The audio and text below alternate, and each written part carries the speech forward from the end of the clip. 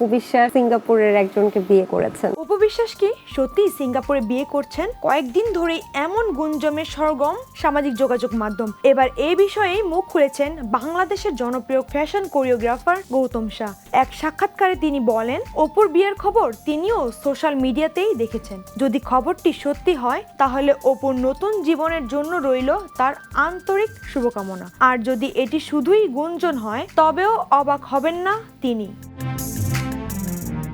গৌতম শাহর ভাষায় অর্থ বা তারকা খ্যাতি সবকিছু নয়। একজন নারী হিসেবেও অপু বিশ্বাসেরও একটি সুন্দর সংসার পাওয়ার অধিকার আছে। বাবা মাকে হারিয়ে ছেলে জয়কে নিয়ে একাই দীর্ঘদিন জীবন যুদ্ধ করছেন অপু বিশ্বাস। তাই নতুন করে যদি সুখ খুঁজে পান সেটিই হবে সবচেয়ে আনন্দের বিষয়। ওর একটা সংসার দরকার, ওর একটা গতি হোক।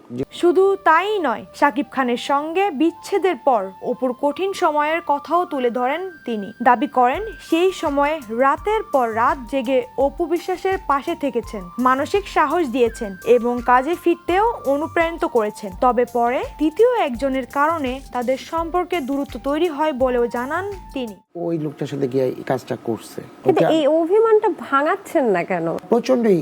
বর্তমানে শবনম বুবলির সঙ্গে কাজ করছেন গৌতম শাহ। তার দাবি, দীর্ঘ ক্যারিয়ারে অনেক নায়িকার সঙ্গে কাজ করলেও বুবলির মতো সহযোগিতাপরায়ণ ও পেশাদার মানুষ খুবই কম দেখেছেন তিনি। অপারেটিভ নায়িকা আপনি কাকে পেয়েছেন? বুবলিকে। এক সময় অপু বিশ্বাসের ঘনিষ্ঠ মানুষ আর এখন বুবলির প্রশংসায় মুখর গৌতম শাহর এই মন্তব্য ঘিরেই নতুন করে আলোচনায় ঢাকায় চলচ্চিত্রাঙ্গন।